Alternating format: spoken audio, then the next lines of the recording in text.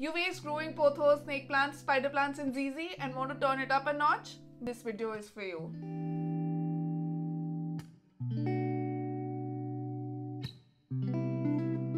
Hi you guys, welcome to the Plant Condo. My name is Vaishali and today we are talking about houseplants for the advanced beginner. Most houseplant recommendations to start off with will point you in the direction of pothos, snake plants, ZZ and similar plants, spider plants. And I agree, these are fantastic and forgiving plants to start off with. Think about it. They're forgiving about their watering requirements, they do well in a variety of light, they do not have any specific humidity requirements as such, and the growth is a very rewarding and a quick experience. But if you're already comfortable with the idea of growing these plants and want to challenge yourself a little more, this is the list that I have for you. Now keep in mind, I have tried to be mindful about the fact that I don't want to throw you into the deep end of things with expensive plants like aeroids or slightly more delicate plants like your calatheas and begonias. This list has been made with a lot of thought and a lot of love, and I'm so excited to share with you. Let's dive right in. Number 1. Aglaonemas.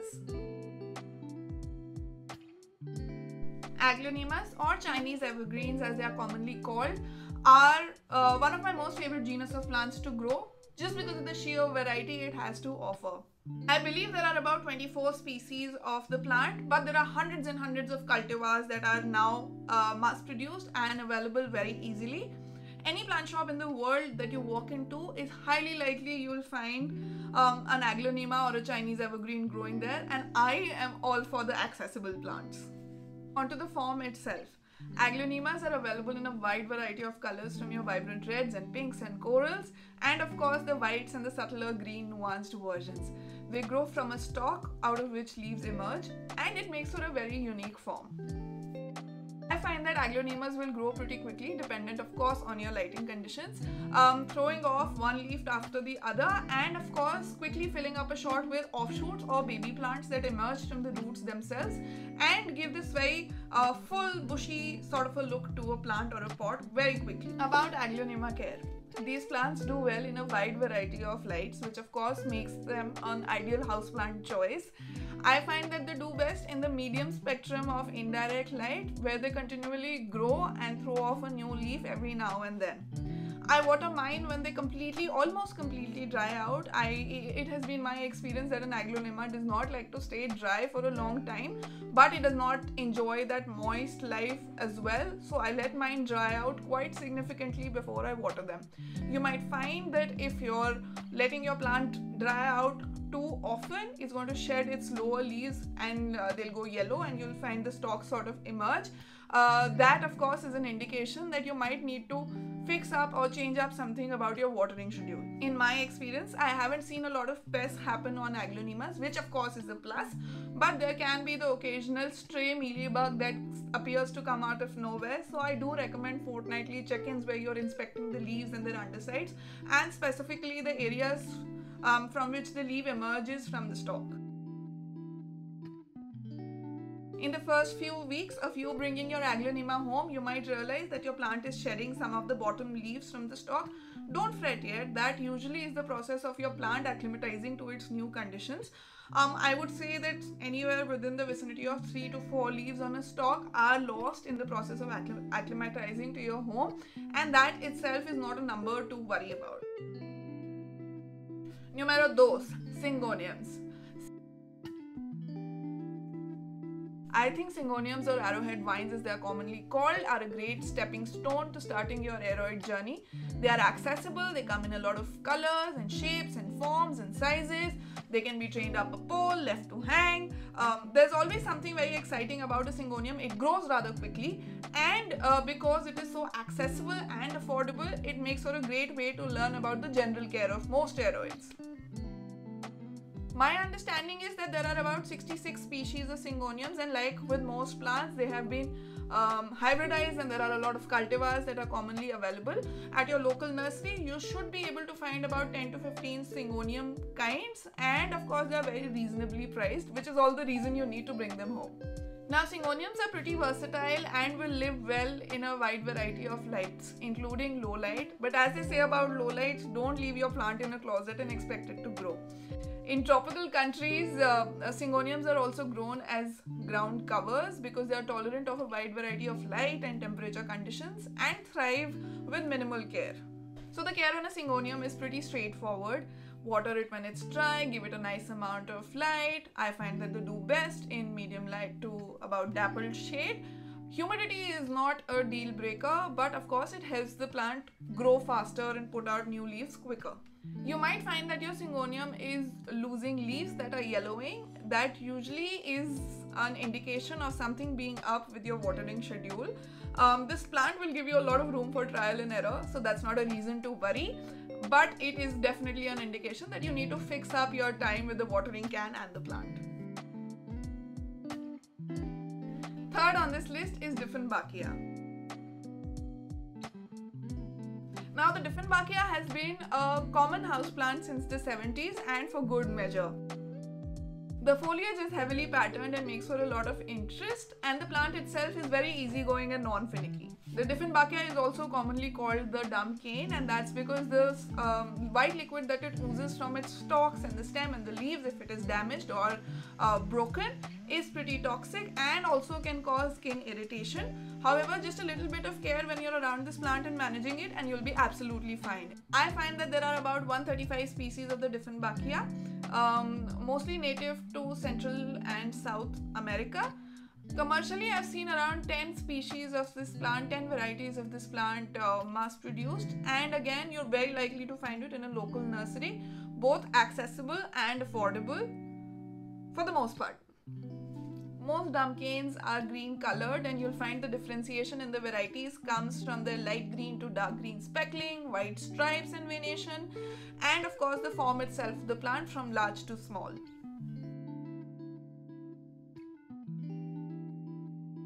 These plants like bright indirect light and may not live their best life in a dark corner. I recommend a north window or a balcony. If you have bright sort of light streaming in those areas, that is ideal. Too much of direct light or too much bright light and hot conditions can damage their foliage because it is very tender and very soft paper-like foliage. Most brown edges or yellowing in the case of a Dieffenbachia will happen in the scenario of an inconsistent watering schedule, lack of humidity, and because of hard water, which is sometimes difficult to avoid. This should not, however, be a reason to worry. As long as your plant is throwing out new leaves, it is in pretty good health, and also foliage is a natural process that happens with all of us. Next up, ficus. Now, before you come at me saying that the fiddle leaf fig is not an easy plant, give me a moment, let me insert some footage of my fiddle leaf fig. I struggle with fiddles. This is my second fiddle leaf plant and the first looks exactly the same. But I find that there are a lot of different varieties of ficus that are very, very forgiving. First thing first, a ficus hates being moved. When you bring a ficus home, put it in the spot where it is going to live for the rest of its life. I think that could come from the fact that most ficus grow up to be trees when they are planted in the ground, but as houseplants, moving them continually forces them to shed their leaves in the process of acclimatization. Second, I think most ficus like to dry out. And when I say dry out, I don't mean like chalk dry, I mean just not being consistently moist. They appreciate porous soil mixtures and a thorough watering when they are watered. When it comes to light, I find that ficus will appreciate lots and lots of light, and when I say that, I don't mean to say that just go stick it in a south balcony where the sun is blasting the whole day, because that will burn the leaves, but a sort of a dappled light situation or a bright and direct light situation is ideal to grow your ficus in. I live in Gurgaon. I don't have a lot of humidity for the most part of the year, and I find the ficus does not seem to mind that. However, if your ficus is shedding bottom leaves that are yellowing, it could be because of an inconsistent watering schedule. My favorites from the ficus family to grow at home are of course the rubber tree in all its variants, the Tineke, Ruby, Shiveriana, and the Microcarpa, its variegated variant, and the good old banyan.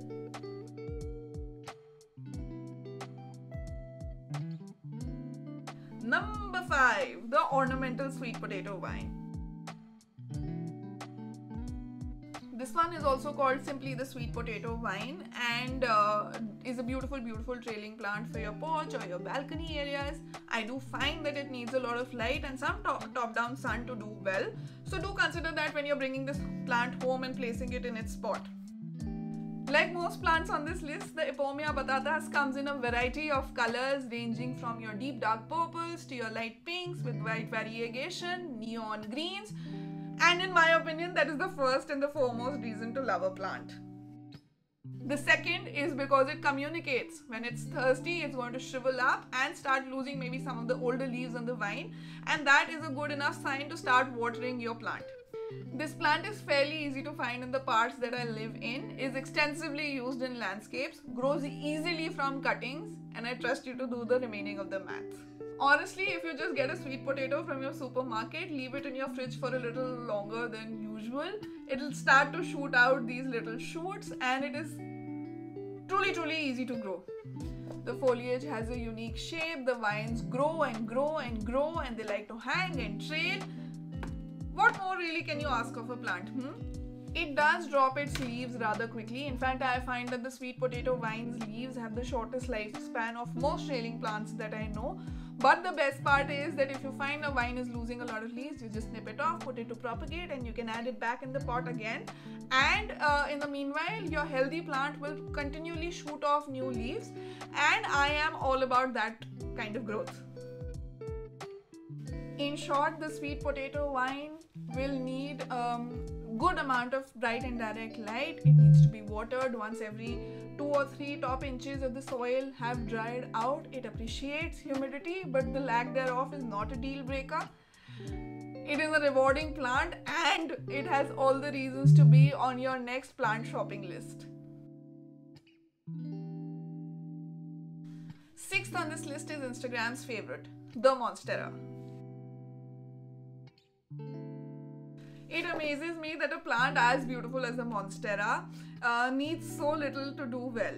It is a true Spartan as far as I am concerned. It loves to grow, it is easy to propagate, it shows so much variety in its growing structure and overall asks for so little.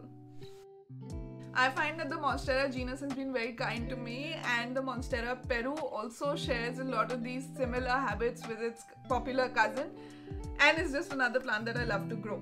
What I love even more about the Monstera is how it evolves as it grows, from those small heart-shaped leaves to its first fenestrations and then evolving into this massive leaves with equal part leaf and equal part fenestration. I just think it is absolutely fascinating. Their care is pretty simple and straightforward too. If you've kept any plants you already know. They do their best in bright and direct light, even though they survive in low light. My experience is that they like to grow in a well-draining soil mixture. I have all of my Monstera in terracotta pots because I do realize that they don't like to be soggy for a long amount of time. In terms of feed or fertilization, I like to give my plant very weak seaweed solution about twice a month. And that's it. Overall, this plant is a happy trooper. Next up, the curious, the novel air plants.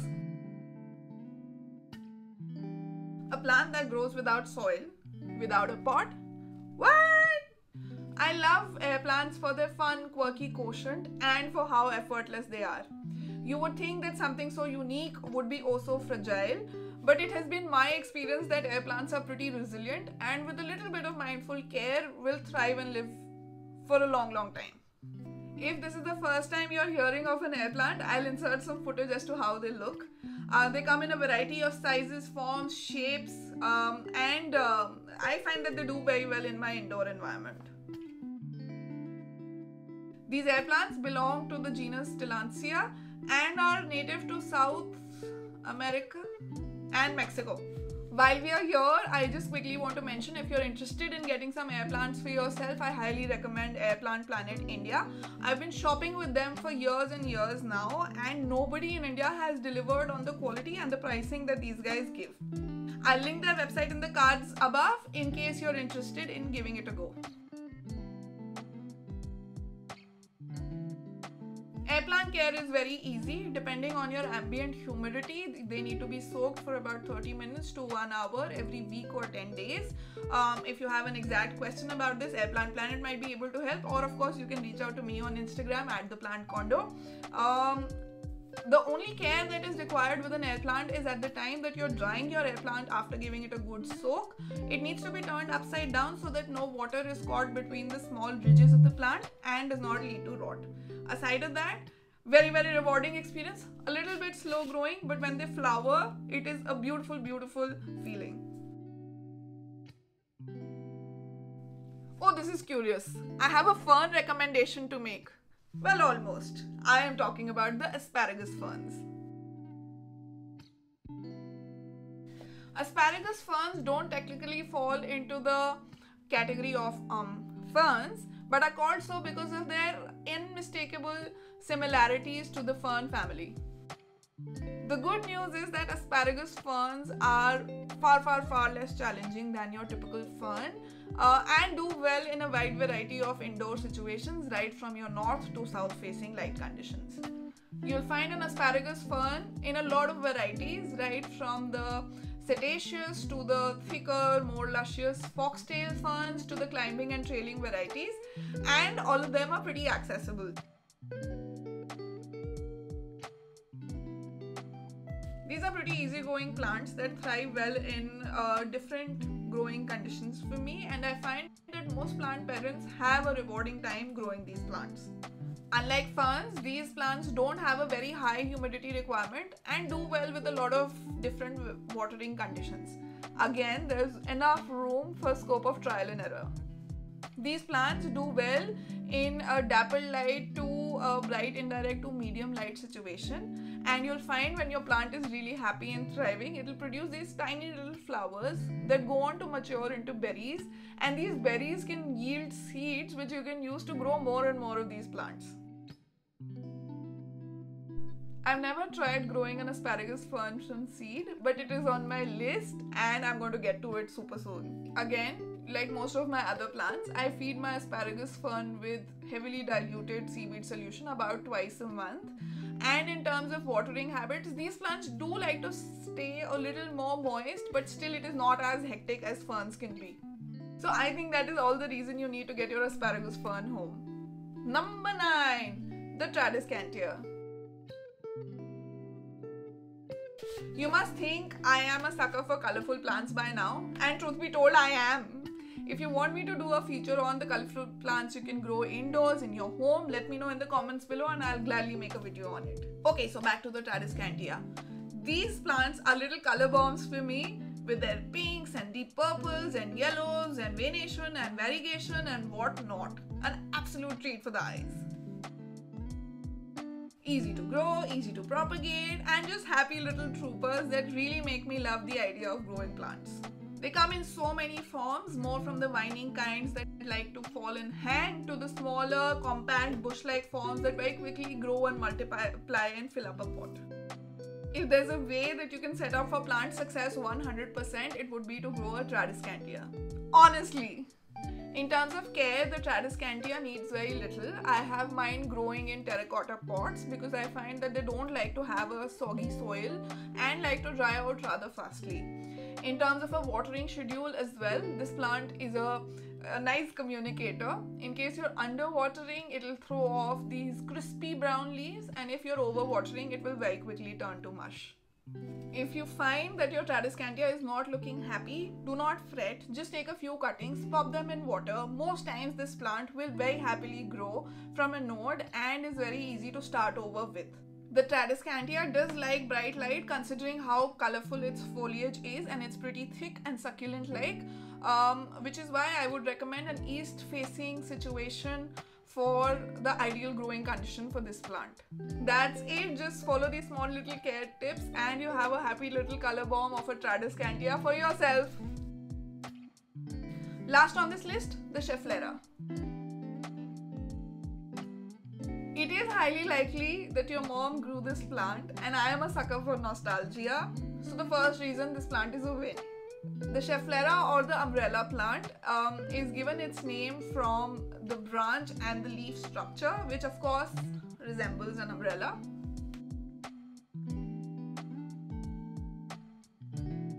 There are quite a few forms of the Schefflera that are grown commercially and are easily available.